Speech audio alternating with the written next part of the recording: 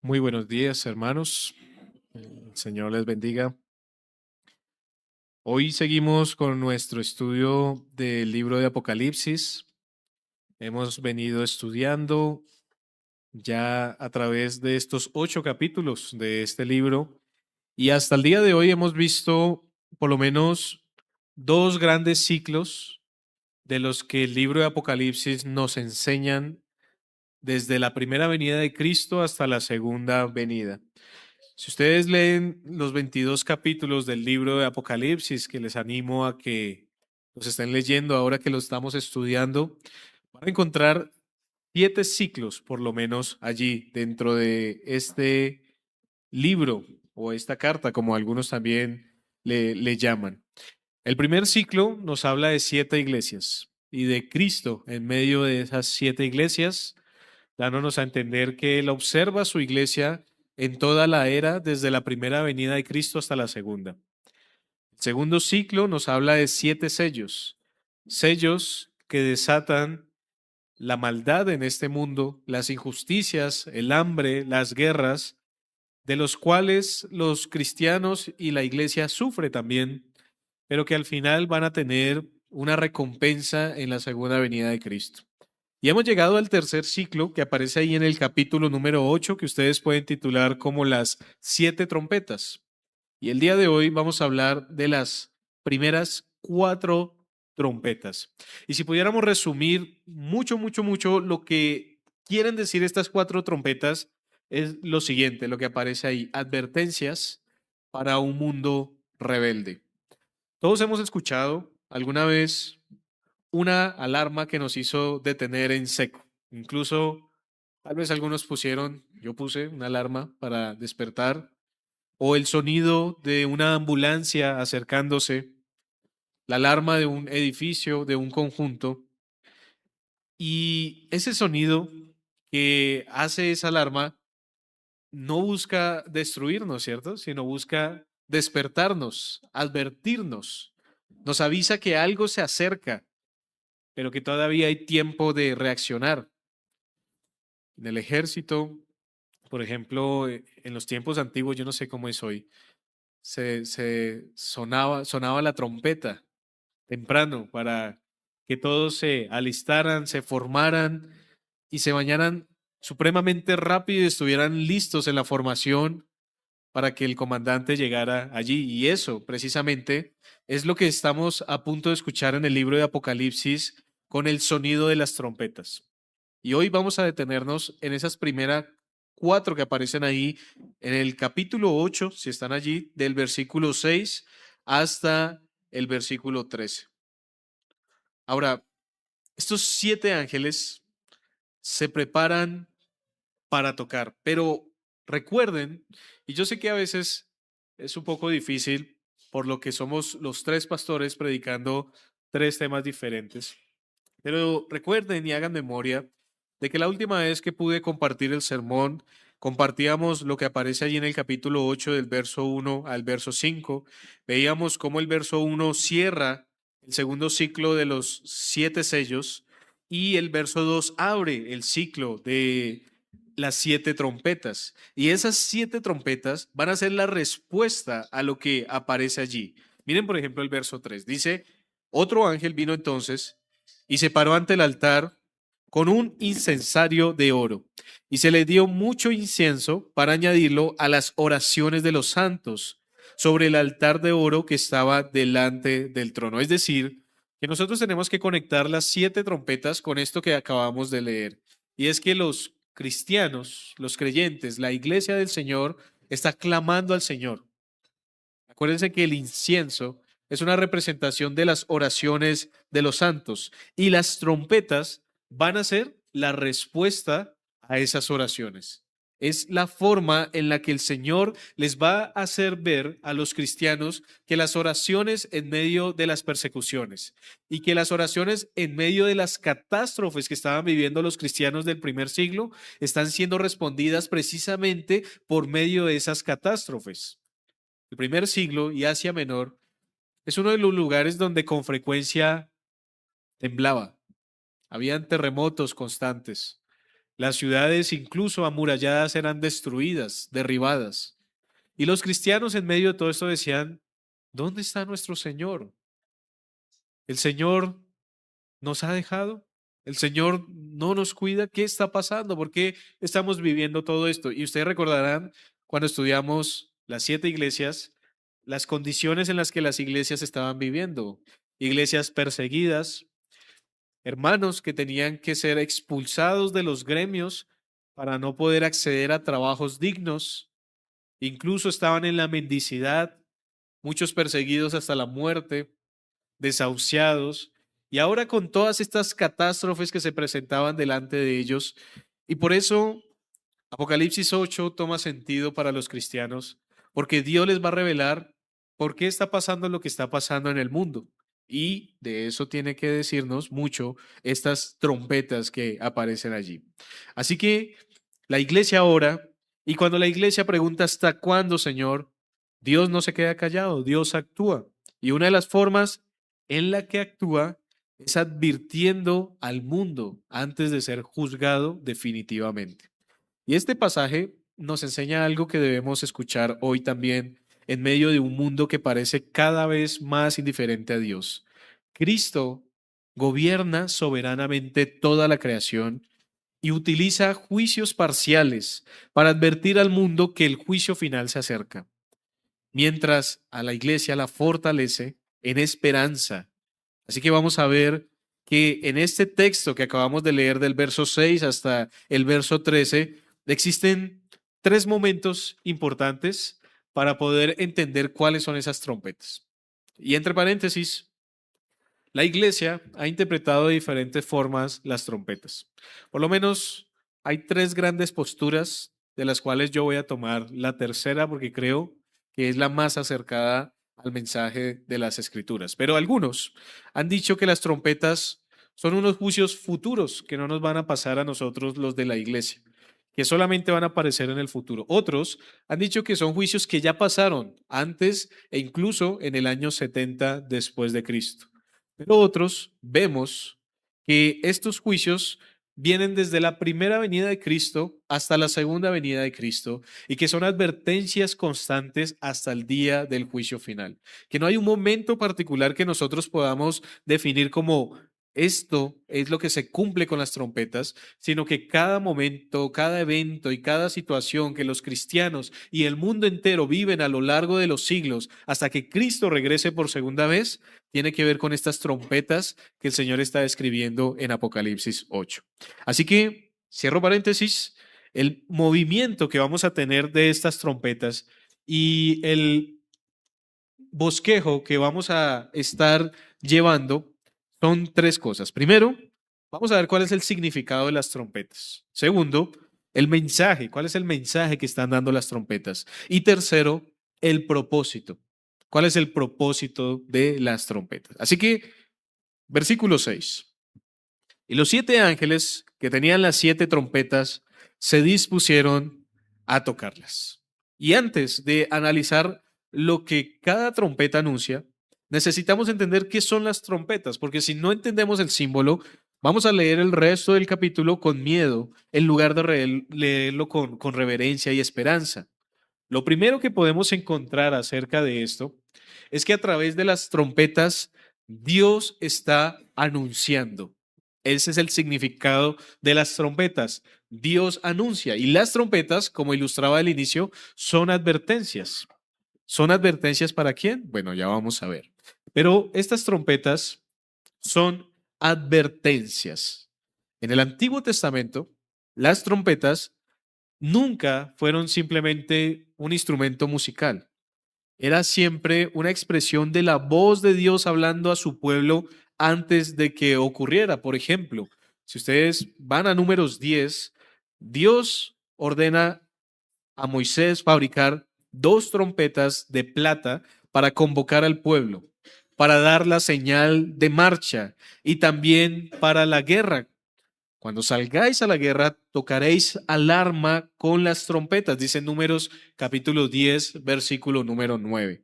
Así que las trompetas anunciaban movimiento, también anunciaban peligro, anunciaban que algo estaba por suceder. En Joel, capítulo 2, versículo 1, leemos: tocad trompeta en Sión y dad alarma en mi santo monte. Tiemblen todos los moradores de la tierra, porque viene el día de Jehová, porque está cercano. Ahora, la trompeta en Joel no destruye a nadie, pero sí avisa, advierte. En Ezequiel capítulo 33, Dios establece al profeta como atalaya, como vigía, cuya función, ¿cuál era? Tocar una trompeta cuando veía venir la espada. Entonces la atalaya estaba pendiente del enemigo y cuando el enemigo venía tenía que inmediatamente tocar la trompeta para anunciar, ¿no? Hoy tenemos coloquialmente en Bogotá, atalayas, ¿no? En las esquinas, a veces que anuncian cuando viene el enemigo y saben a qué me refiero. Y así entonces los atalayas en ese tiempo ven el peligro y tocan la trompeta. Y si no tocan la trompeta, ¿qué pasa?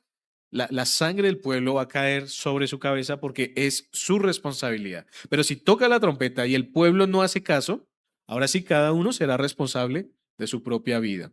¿Ven el patrón entonces? La trompeta bíblica nunca es un castigo.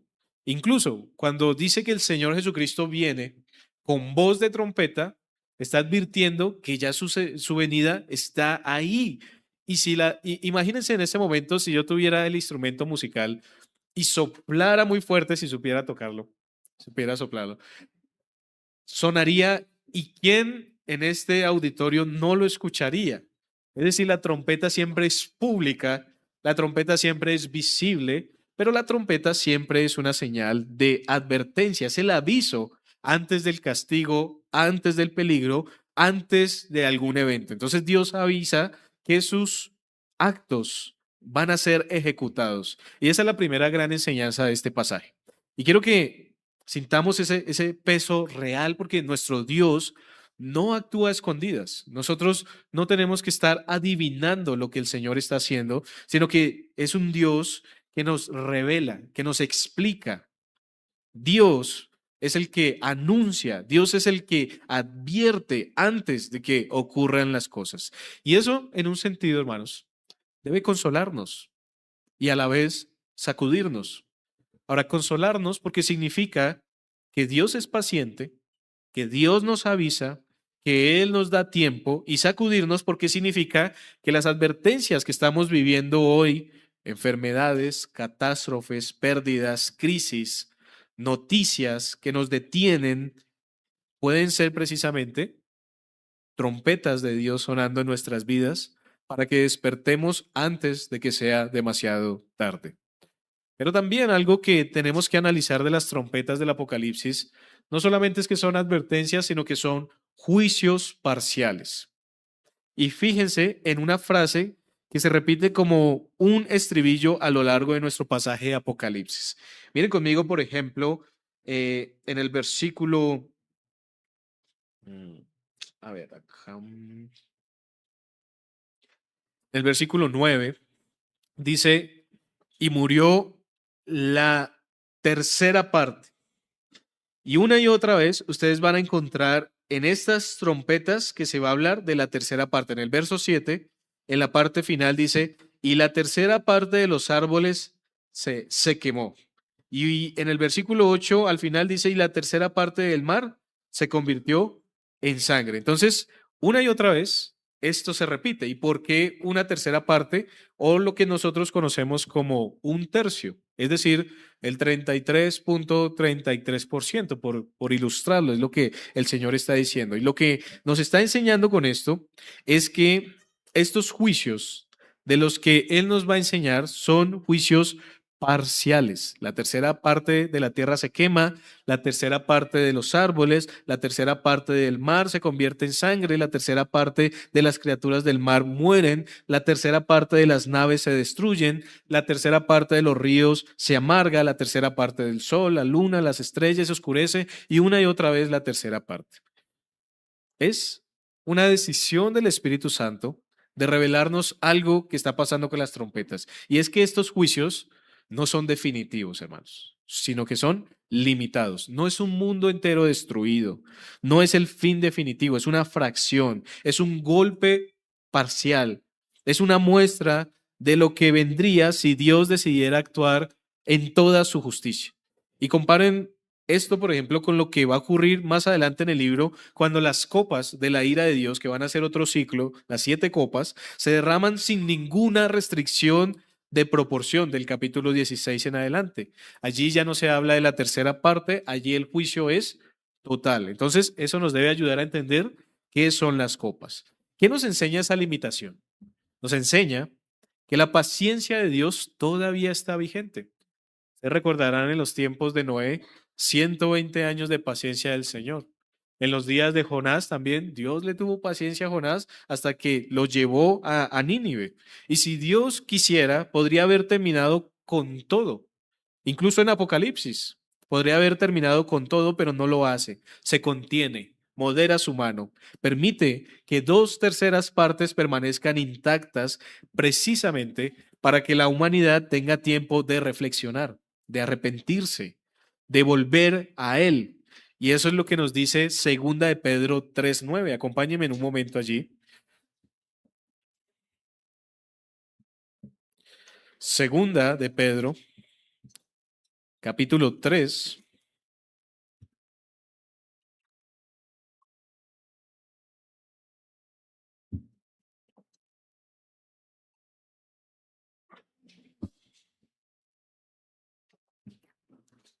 versículo 9.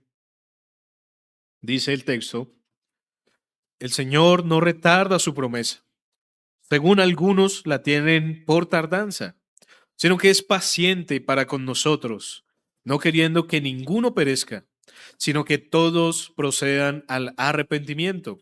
Pero el día del Señor vendrá como ladrón en la noche, en el cual los cielos pasarán con grande estruendo y los elementos ardiendo serán deshechos, y la tierra y las obras que en ella hay serán quemadas. Es decir, en el día del Señor será todo definitivo y total, pero mientras tanto, Dios está siendo paciente.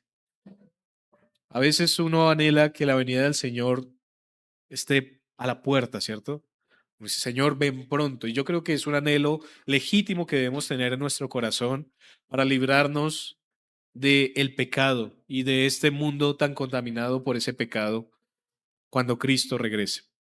Pero al mismo tiempo debemos entender que Cristo no ha regresado en estos 2000 años y lo que el Señor sabe que faltará porque es paciente, porque está esperando a que se arrepientan, a que vean cada cosa que Él hace en este mundo como una señal, como un anuncio, como una advertencia, como un juicio parcial de ese juicio final que vendrá para aquellos que no se arrepientan, aquellos que no crean en el Señor. Eso es lo que nos está enseñando entonces el texto. Él es paciente. Piensen en un papá que ve a su hijo tomando una mala decisión. El papá podría intervenir con toda su fuerza de inmediato, pero muchas veces elige primero advertir, mostrar las consecuencias en pequeña escala, dar oportunidad para corregir el rumbo antes de que el daño sea total. Y eso es exactamente lo que vemos aquí, un Dios que podría desatar su ira justa y completa, pero que elige en su misericordia mostrar una prueba, una porción de lo que vendrá como un llamado de atención antes del juicio final. Muy bien, y una tercera cosa que tenemos que aprender acerca de qué son las trompetas es que son el inicio y no el final. Es decir, las trompetas preparan los caminos, inician el camino para los juicios definitivos. No son la última palabra de Dios sobre la historia, pudiéramos decir es la penúltima. Detrás de estas 7 trompetas vendrán 7 copas y detrás de las copas el juicio final ante el gran trono blanco. Todo el libro de Apocalipsis va a avanzar, pero no avanza cronológicamente, sino avanza como una espiral que se va cerrando poco a poco y poco a poco. Sellos, trompetas, copas, consumación. Y cada ciclo intensifica el anterior, pero ninguno de ellos, ni siquiera este, es todavía el punto final. Y esto es vital para no malinterpretar el pasaje. Porque algunos leen Apocalipsis 8 y sienten que ya están viendo el fin del mundo en cada terremoto o en cada crisis económica del noticiero. Pero el texto mismo nos frena. Todavía no es el final. Es una advertencia dentro de la historia. Mientras la historia todavía tiene tiempo, es la voz de Dios diciéndole al mundo, esto que ves Ahora es apenas una muestra. Prepárate porque lo que viene después será definitivo. Ahora que entendemos qué son las trompetas, mis hermanos, advertencias, parciales y preparatorias, podemos entender por qué Dios elige comenzar hablándole al mundo precisamente a través de la creación, que va a ser el asunto particular de estas primeras cuatro trompetas. Si Dios quiere advertir, ¿por dónde empieza? Y Él empieza por aquello que ningún ser humano puede ignorar: la tierra que pisamos, el mar que navegamos, las aguas que bebemos y el cielo que miramos cada noche. Ese es el mensaje de las trompetas. Así que ya vimos qué son las trompetas. Ahora vamos a ver el mensaje de las trompetas. Y acompáñenme al versículo 7 y hasta el versículo 12 vamos a analizar, vamos a mirar qué nos dice aquí. Y vamos a leerlo poco a poco. Pero llegamos al corazón del pasaje. Las primeras cuatro trompetas recorren en orden toda la creación. Y es interesante que lleva el mismo orden de la creación en Génesis: la tierra, el mar, los ríos, los cielos, y las cuatro juntas proclaman una sola verdad que quiero que quede grabada en nuestras mentes esta mañana. Toda la creación permanece bajo el gobierno de Dios. Toda la creación, Dios es el soberano y la controla. Así que lo que vamos a leer no van a ser simplemente catástrofes naturales. Estamos leyendo una declaración de la soberanía de Dios. Cada elemento que Dios toca en este pasaje era para el mundo antiguo, incluso lo es hoy, sinónimo de estabilidad, de seguridad, de aquello en lo que el ser humano confía sin ni siquiera pensar.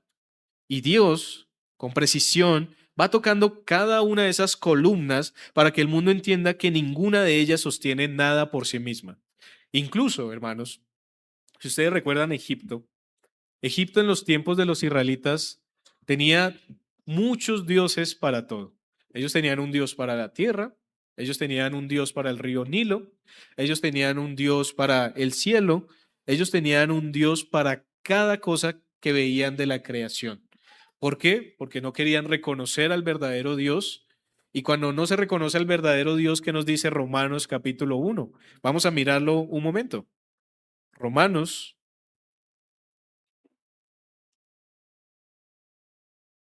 capítulo 1.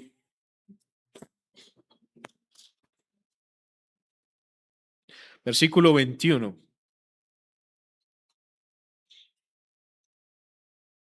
El argumento de Pablo aquí, desde el versículo 20, por ejemplo, aunque va más atrás, pero desde el versículo 20, es que la creación debería mostrarnos y enseñarnos acerca del Creador. Pero miren lo que dice el verso 21. Pues habiendo conocido a Dios, es decir, ven el cielo, ven el mar, se ven a sí mismos, y en vez de concluir que existe Dios, dice: pues habiendo conocido a Dios, no le glorificaron como a Dios ni le dieron gracias, sino que se envanecieron en sus razonamientos y su corazón fue entenebrecido. Profesando ser sabios, se hicieron necios y cambiaron la gloria del Dios incorruptible en semejanza a imagen de hombre corruptible, de aves, de cuadrúpedos y de reptiles. Es decir, que ellos cambian de adorar al Creador para adorar ¿qué? La creación. Miren el versículo 25. Ya que cambiaron la verdad de Dios por la mentira, honrando y dando culto a las criaturas antes que al Creador, el cual es bendito por los siglos. Amén.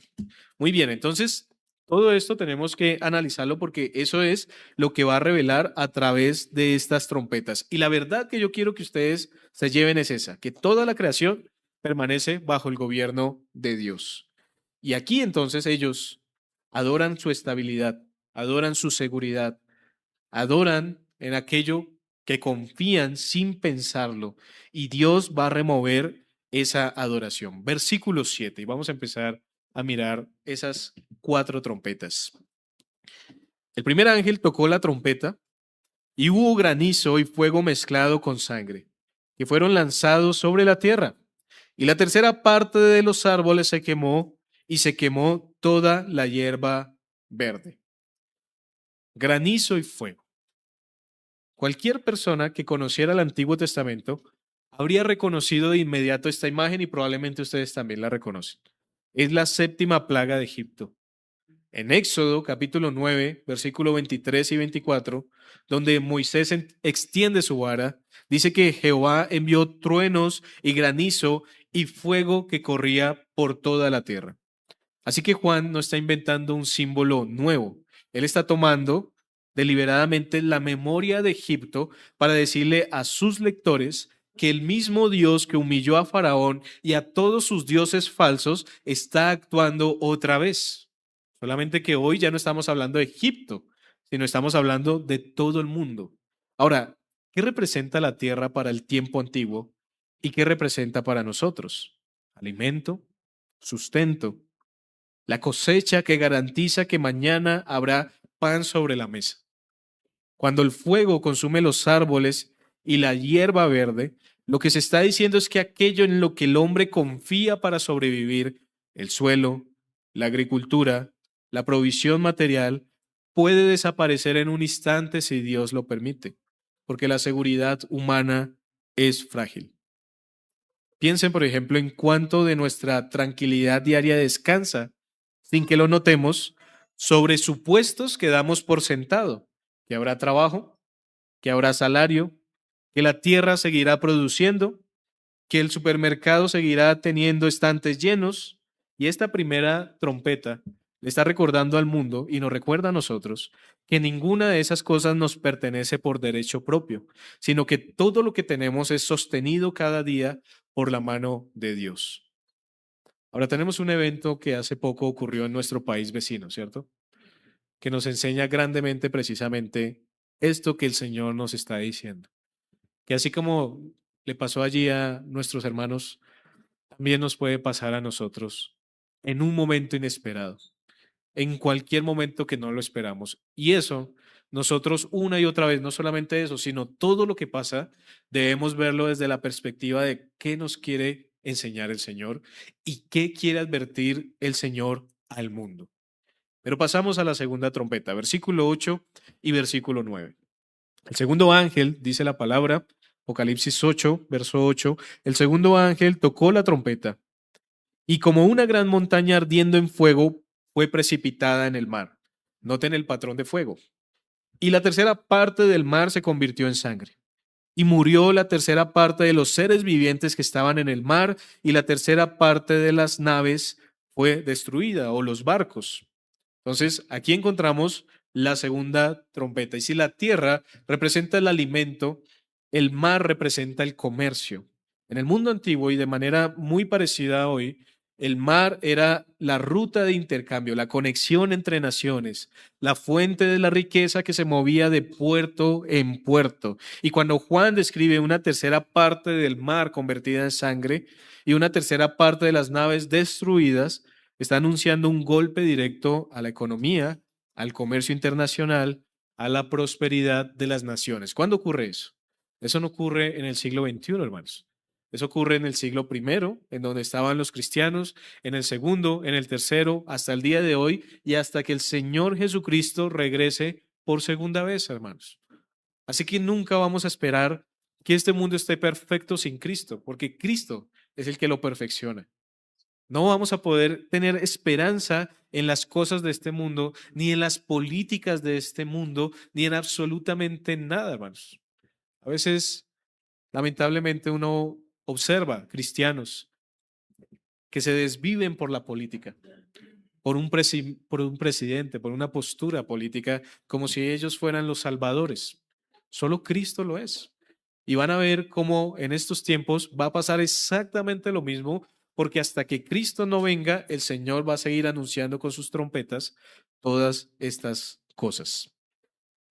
Piensen, por ejemplo, en lo que significaría hoy que un tercio del transporte marítimo mundial colapsara de la noche a la mañana.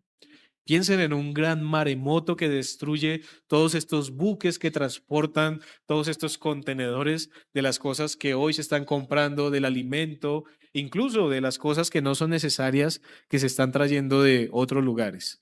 Las bolsas de valores temblarían, los gobiernos entrarían en pánico y sin embargo, aquí está Dios diciéndonos que ni siquiera el poder económico de las naciones está fuera de su alcance. Que las naciones construyen sus imperios sobre el comercio. Encontramos países que son las grandes potencias, pero Dios gobierna sobre ellas, porque ninguna de estas estructuras es indestructible ante la voluntad de Dios. Y si quieren, miren unos años atrás a la pandemia, cómo desató todo un caos, no solamente en una gran potencia, sino en todo el mundo. Nosotros a veces también construimos pequeños imperios personales sobre la prosperidad. La cuenta de ahorros, la estabilidad laboral, el plan de jubilación. No hay nada malo en trabajar y planificar, pero esta trompeta nos pregunta con honestidad en qué está puesta realmente nuestra confianza. Porque si está puesta en el mar, es decir, en lo económico, en lo material, esta trompeta nos advierte que ese mar puede teñirse de sangre en cualquier momento. Ahora, ¿recuerdan algún evento en el que el mar se convierte en sangre? Otra vez volvemos a los juicios de los egipcios. ¿Por qué los egipcios fueron juzgados de esa manera? Por dos cosas. Por esclavizar a los israelitas y por la idolatría. El mundo que persigue a los cristianos también está siendo juzgado por esto. Pero el mundo que es idólatra también está siendo juzgado por eso.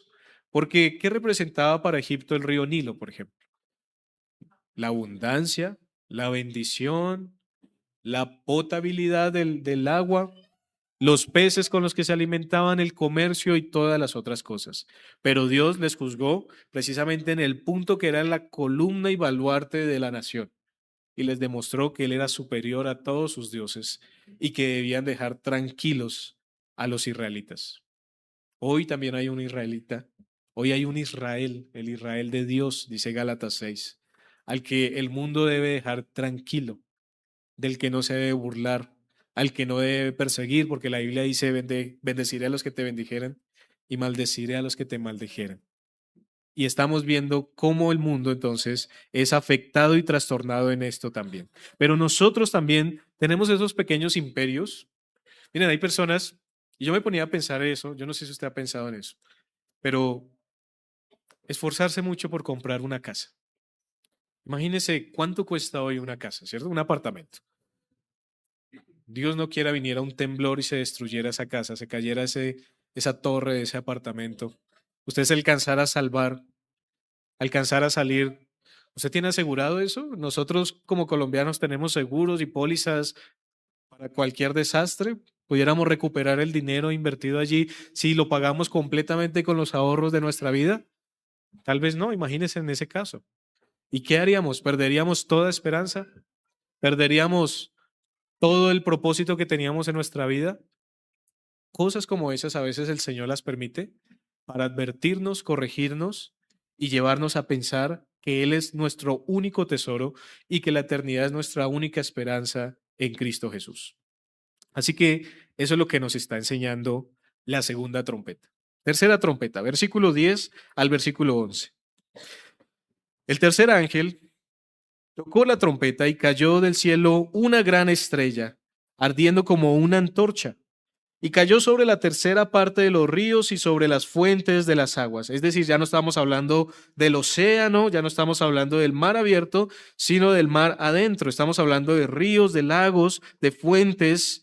Y el versículo 11 dice, y el nombre de la estrella es Ajenjo, y la tercera parte de las aguas se convirtió en ajenjo, y muchos hombres murieron a causa de esas aguas porque se hicieron amargas. Y yo recuerdo a los israelitas cuando salieron de Egipto, que también fueron probados, no solamente los egipcios, sino ellos también. Cuando se encontraron con unas aguas, estaban sedientos y las iban a beber. ¿Y qué pasaba con esas aguas? Estaban amargas. Ese lugar por eso se llamaba Mara, que significa amargo. Así que esto tiene nuevamente relación. Después de la tierra, el mar, Juan nos lleva a las fuentes de agua dulce, a los ríos, a los manantiales, aquello sin lo cual ningún ser humano puede vivir más de unos pocos días. ¿Cuánto dura el ser humano sin beber agua? El agua No es un lujo, el agua es la condición misma de la vida y aquí Dios toca precisamente eso, las fuentes de la vida. El ajenjo, en el lenguaje bíblico, es sinónimo de amargura y juicio divino. Jeremías, por ejemplo, el profeta Jeremías, lo usa una y otra vez para describir el castigo que viene sobre el pueblo que ha abandonado a Dios. Miren, por ejemplo, un texto. Vamos a buscarlo y regresamos a Apocalipsis. Jeremías, capítulo 9.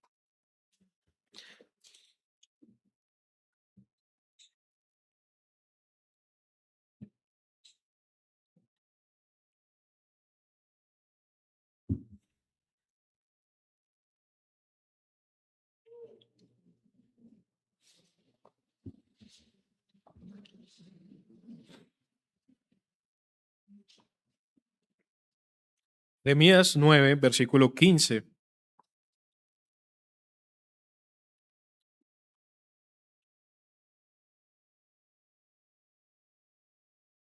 Dice, por tanto, así ha dicho Jehová de los ejércitos, Dios de Israel. He aquí que a este pueblo yo les daré a comer ajenjo y les daré a beber aguas de hiel. Verso 16. Y los esparciré entre naciones que ni ellos ni sus padres conocieron, y enviaré espada en pos de ellos hasta que los acabe. Es decir, que todo ese llanto, todo ese clamor que va a venir ahí de sufrimiento es porque ellos tuvieron que comer ajenjo.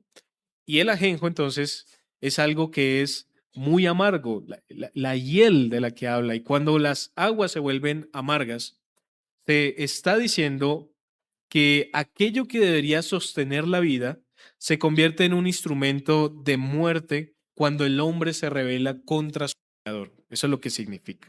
Esta tercera trompeta, entonces, hermanos, apunta a la dependencia del hombre. Nosotros podemos construir rascacielos, podemos dominar los mercados, pero no podemos fabricar agua de la nada. Dependemos minuto a minuto de recursos que no creamos ni controlamos. Una muestra de eso es Bogotá hace poco, con el racionamiento, ¿cierto? ¿Quién pudiera esperar?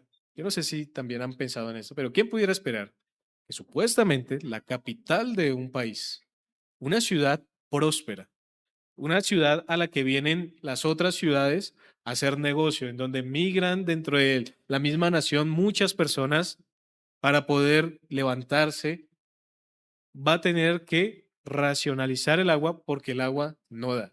¿Quién se esperaba que nos tocara hacer eso? Nadie. Y qué feo fue, ¿cierto? Pero qué tremenda lección se nos dio a través de eso, de ver cuán dependientes somos de todas estas cosas, pero en última instancia, cuán del Creador que nos ha sustentado con estas aguas a cada uno de nosotros. Así que esa dependencia debería llevarnos de manera natural a la humildad, a la gratitud ante aquel que sostiene cada fuente, cada río y cada gota que bebemos, y deberíamos darle gracias al Señor por eso. La iglesia que estaba siendo perseguida, la iglesia que estaba viviendo escasez, que estaba viviendo terremotos, que estaba viviendo crisis económicas, en ese momento se daba cuenta de lo que no había analizado antes y le daba gracias al Señor, mientras que al mismo tiempo se le revelaba que todo eso estaba siendo un juicio parcial, una advertencia para un mundo que no quiere creer en Dios, que no quiere voltear a ver a Dios y que debe hacerlo. Eso es como cuando los niños pequeños, uno les está llamando y ellos se dan la vuelta y no lo miran a uno y se ponen bravos y se quedan de espalda a donde uno les está llamando o les está diciendo algo. El mundo está haciendo lo mismo con el Señor. Le están dando la espalda y Dios en su paciencia les está llamando, les está advirtiendo, les está diciendo hasta que al final va a venir el juicio final. Cuarta trompeta, Apocalipsis 8, versículo número 12. El cuarto ángel tocó la trompeta y fue herida la tercera parte del sol y la tercera parte de la luna y la tercera parte de las estrellas para que se oscureciese la tercera parte de ellos y no hubiese luz en la tercera parte del día y asimismo de la noche. Ahí encontramos entonces el juicio de los cielos. La cuarta trompeta sube la mirada del hombre desde la tierra que pisa hasta el cielo que contempla. El sol, la luna y las estrellas eran para todas las civilizaciones antiguas el símbolo máximo de orden, de lo permanente, de lo que jamás cambia. Los egipcios construyeron unas pirámides que una vez al año coordinaban con el cinturón de Orión, si mal no recuerdo, que son tres estrellas que en el cielo pasaban una vez al año y se depositaban precisamente en la ubicación de las pirámides, porque ellos esperaban que eso pasara constantemente y aún creían que eso les daba un poder especial con los dioses a los que ellos adoraban. Pero el símbolo allí es el símbolo del orden, de lo permanente, de lo que jamás cambia, porque el sol, desde nuestra perspectiva, siempre sale. La luna siempre completa sus ciclos. Las estrellas siempre marcan las estaciones y sobre ese orden se construyeron calendarios, agriculturas enteras e incluso religiones que adoraban a estos astros como dioses hasta el día de hoy, ¿cierto? El horóscopo. Y Dios toca justamente eso. Oscurece una tercera parte del sol, la luna, las estrellas. ¿Y el mensaje cuál es?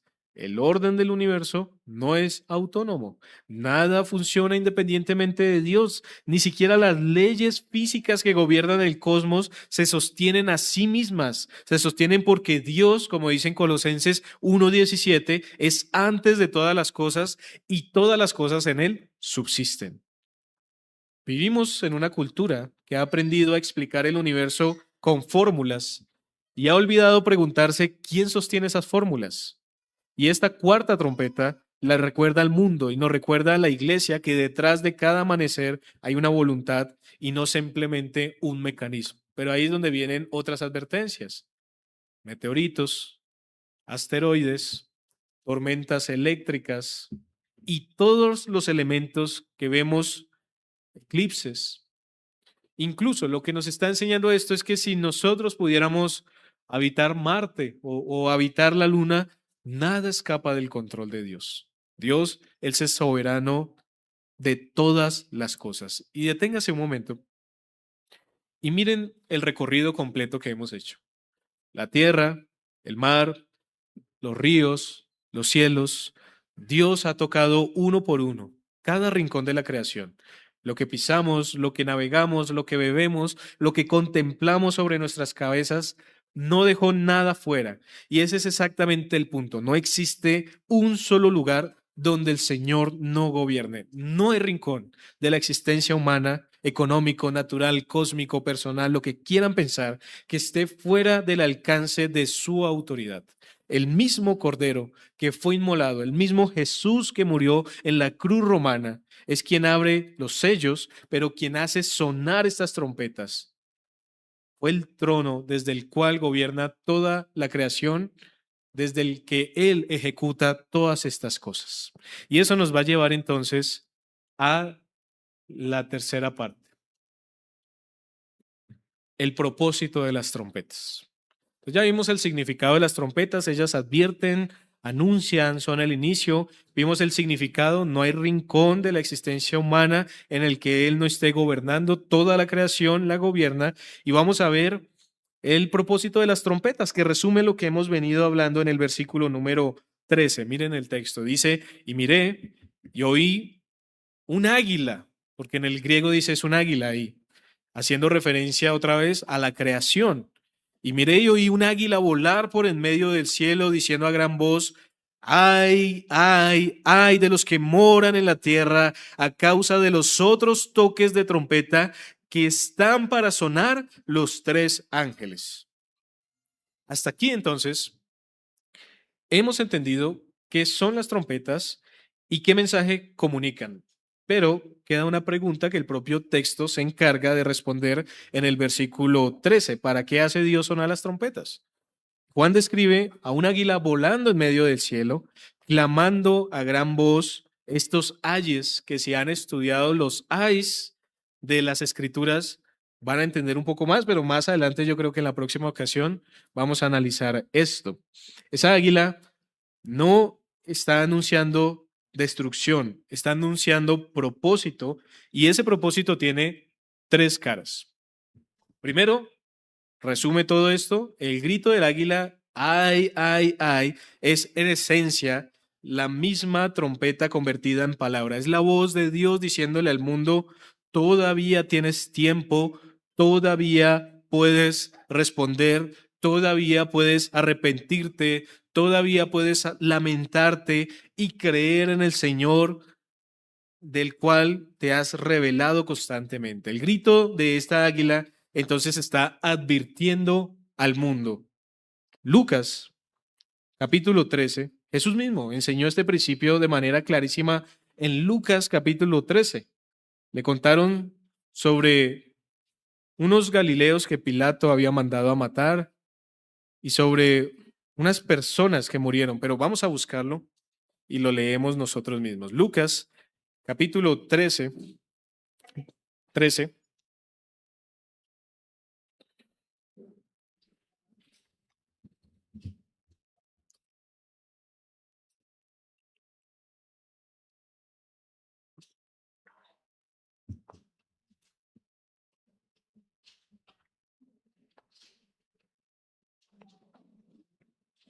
Miren cómo el Señor Jesús interpreta algo muy interesante, una calamidad que ocurrió y le preguntan al Señor. Vamos a leerlo desde el verso 1 hasta el verso 3. Dice, en este mismo tiempo estaban allí algunos que le contaban acerca de los galileos cuya sangre Pilato había mezclado con los sacrificios de ellos. Respondiendo Jesús les dijo, ¿pensáis que estos galileos, porque padecieron tales cosas, eran más pecadores que todos los galileos? Os digo, no, antes, si no os arrepentís, todos pereceréis igualmente. Verso 4. O aquellos 18 sobre los cuales cayó la torre en Siloé y los mató, ¿pensáis que eran más culpables que todos los hombres que habitan en Jerusalén? Os digo, no, antes, si no os arrepentís, todos pereceréis igualmente. Miren lo que el Señor Jesús está diciendo acá, porque a veces como cristianos, somos muy ignorantes en la forma de hablar, hermanos. Cayó un terremoto porque estaban en pecado. Se enfermó porque algo estaba haciendo mal. Les pasó eso porque eran aquello. Y lo que el Señor Jesús está diciendo es, a ellos les pasó eso, pero ustedes que están viendo esos eventos, ustedes que no murieron bajo esa torre en Siloé, deben arrepentirse porque si no van a perecer igualmente. O sea que las señales que hay en este mundo, los terremotos, los volcanes erupcionando, los sismos, los maremotos, todas las cosas, las tormentas, todas las cosas, los fenómenos del niño, de la niña, las sequías, todas estas cosas, los incendios forestales, todo eso está, no para que digamos, allá a los que les pasó eran malos y por eso les pasó, sino para que nos arrepintamos si no lo hemos hecho. Y para que todo aquel que vea todo eso, busque al Señor y se arrepienta, porque no estamos exentos de eso. No estamos exentos de que en nuestro territorio, en nuestro espacio, en nuestra casa, en nuestro hogar, nos pase lo mismo que les puede pasar, perdón, a los demás. Así que las calamidades llaman al arrepentimiento. Esa es la función pastoral, si lo pudiera llamar así, de todo juicio parcial. No es un castigo simplemente, es una invitación. Cuando algo sucede en nuestra vida o en nuestro mundo, Dios no está simplemente mostrando su poder, está extendiendo una vez más la oportunidad de volver a Él antes de que llegue el día en que ya no habrá más oportunidades. Si les gustan las películas de catástrofes, me acuerdo, creo que había una que se llamaba El día después de mañana. Es bueno verlas y pensar en esto, en que tal vez un día pudiera pasar esas cosas y que eso debe llevarnos a confiar en el Señor, pero también a que si tal vez la estamos viendo con alguien más, decirle, mire lo que puede pasar también. Y al final todos podemos perecer, pero los únicos que van a permanecer por toda la eternidad son aquellos que hayan creído en el Dios creador de todas esas cosas, en el Señor Jesucristo, el Rey soberano. Así que las calamidades llaman al arrepentimiento. Pero en segundo lugar, hay algo también que nos enseña ese versículo 13 de manera muy general, y es consuela a la iglesia, porque estas trompetas no solamente hablan al mundo, al incrédulo, estas trompetas hablan a la iglesia y le hablan de una manera completamente distinta. Para quienes están fuera de Cristo, estas trompetas son advertencias. Para quienes están en Cristo son consuelo. ¿Por qué? Porque si Dios es lo suficientemente poderoso como para sacudir la tierra, el mar, los ríos y los cielos, entonces también es lo suficientemente poderoso para sostenernos en medio de este mundo y por la eternidad. El Salmo 46, y vamos a buscarlo, lo expresa de una manera preciosa que nos debe llevar a confiar y descansar en él. Y yo veía, hermanos, personas que vivieron esta catástrofe hace poco, cristianos con sus Biblias, dando ese testimonio. Y en el Salmo 46,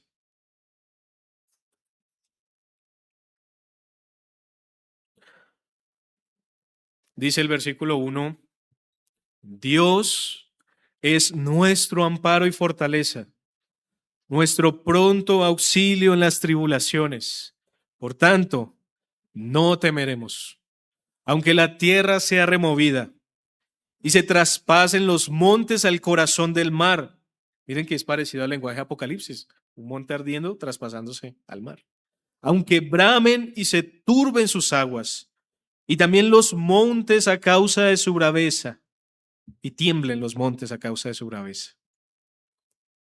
Dios es nuestro amparo y fortaleza. El Salmo 46 lo expresa con una belleza que nunca deja de conmoverlo a uno cuando lo oye y cuando están pasando situaciones que se hacen muy reales en la vida.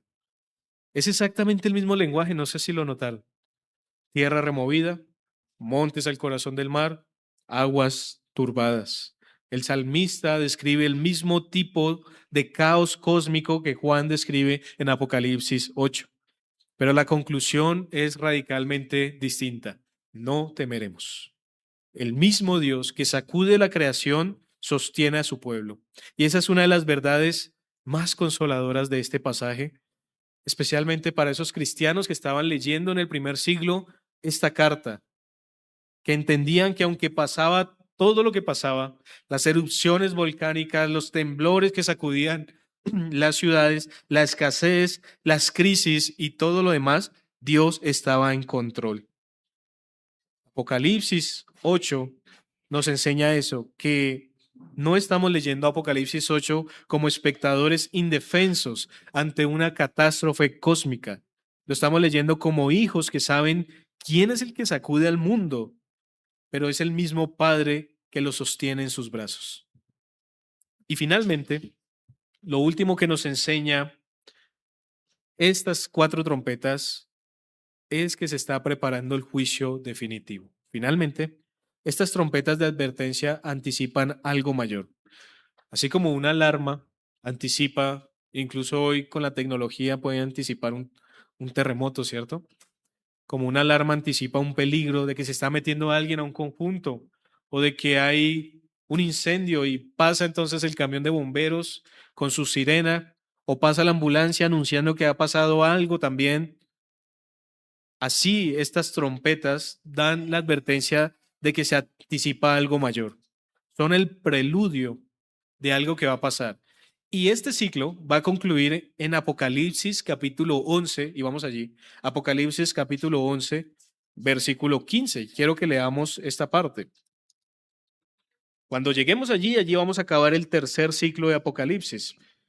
Dice el versículo 15, el séptimo ángel tocó la trompeta y hubo grandes voces en el cielo que decían, los reinos del mundo han venido a ser de nuestro Señor y de su Cristo, y Él reinará por los siglos de los siglos. Ahí, hermanos, se acaba todo. Y eso es lo que las primeras cuatro trompetas están advirtiendo antes de que ocurra. ¿Ven la diferencia? Las primeras 6 trompetas anuncian juicios parciales y advertencias. La séptima trompeta anuncia la victoria total y definitiva. Las trompetas de advertencia anticipan la trompeta de victoria. Y todo lo que hemos visto de estos versículos, del versículo 7 al 12, la tierra, el mar, los ríos, los cielos sacudidos, no es el capítulo final de la historia, hermanos. Es la preparación para el momento en que Cristo tome posesión visible y definitiva de todos los reinos de este mundo. Por eso, cuando vemos crisis, cuando vemos sacudidas, cuando vemos que el mundo parece tambalear, no debemos leer estos eventos con desesperanza, sino con expectativa, porque cada trompeta parcial nos acerca un paso más al día en que la última trompeta suene y el reino de Cristo sea establecido para siempre. En conclusión, hermanos, hemos recorrido este pasaje en 3 momentos. El significado de las trompetas, que son advertencias parciales que preparan el camino hacia el juicio final. El mensaje de las trompetas, que recorre toda la creación, tierra, mar, ríos y cielos, para declarar que Cristo gobierna cada rincón de la existencia. Y el propósito de las trompetas, que advierte al mundo, consuela a la iglesia y prepara el juicio definitivo. De todo esto brotan 3 grandes verdades que quiero que se lleven grabadas en el corazón esta mañana. Primera, Dios gobierna, sigue gobernando y gobernará para siempre. No hay caos que escape a su mano. No hay noticia que lo tome por sorpresa. No hay crisis mundial ni personal que esté fuera de su trono. Él gobierna todas las cosas. Segunda, que Dios nos sigue hablando. Nos habla a través de las circunstancias. Nos habla a través de su palabra. Nos habla a través del Espíritu Santo. Dios continúa avisando, Dios continúa llamando. Cada trompeta, cada sacudida, cada advertencia es una advertencia, es un anuncio antes de que sea demasiado tarde. Y tercero, precisamente Dios sigue llamando. Cada trompeta entonces es una advertencia de que nuestra propia vida está en juego y que nosotros debemos volver a Él si no lo hemos hecho. Volver a rendirle el corazón, volver a dejar de confiar en la tierra, el mar, en los ríos, en los cielos, y confiar únicamente en aquel que sostiene todas las cosas. Pero también llévense esta advertencia, y por acá la puse. Llegará el día en que ya no habrán más advertencias. Sonará la última trompeta. Y en ese día, como leímos en Apocalipsis 11, Cristo establecerá definitivamente su reino. Y en ese día no habrá más incienso mezclado con oración pidiendo paciencia. No habrá más tercera parte. No habrá más tiempo de gracia. Habrá solamente 2 posibles respuestas a esa trompeta final. O gozo eterno de quienes ya pertenecen al Cordero, o juicio eterno de quienes decidieron ignorar cada aviso, cada advertencia que Dios les dio. Así que la pregunta de este pasaje es, ¿entendimos las trompetas? Pero ¿estamos escuchando el sonido de la victoria de Cristo o el lamento de quien desperdició todas las advertencias?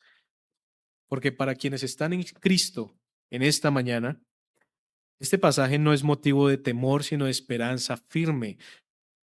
El mismo Dios controla todo, pero para quienes no han entregado su vida a Cristo, hoy mismo están escuchando una trompeta a través de esta predicación. Hoy mismo están escuchando una trompeta más, una advertencia más, una oportunidad más. ¿Hasta cuándo van a esperar para creer en el Señor? ¿Hasta cuándo se van a arrepentir? ¿Hasta cuándo van a responder? Porque hoy hay una advertencia más, una oportunidad más para responder antes de que llegue el día en que ya no queden advertencias. ¿Y quién sabe cuándo va a venir ese día? Ninguno de nosotros. Esta puede ser la última trompeta. Esta puede ser la última advertencia. Hermanos, que el Señor nos conceda oídos para escuchar y corazones también dispuestos para responder en adoración a Él. Amén. Oremos. Amado Señor, gracias por recordarnos, Señor, quién es el que gobierna toda la creación.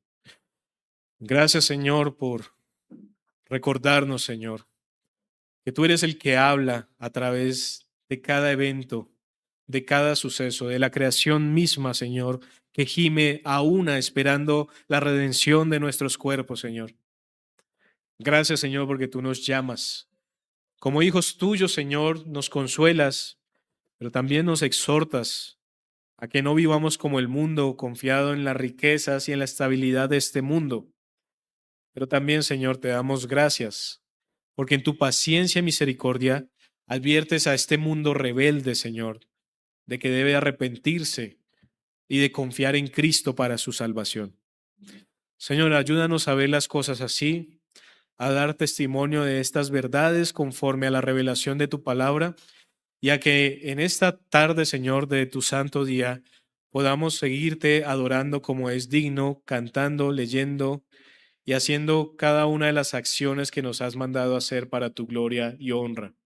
Así, Señor, oramos y te damos gracias pidiéndote esto en el nombre de Cristo Jesús. Amén.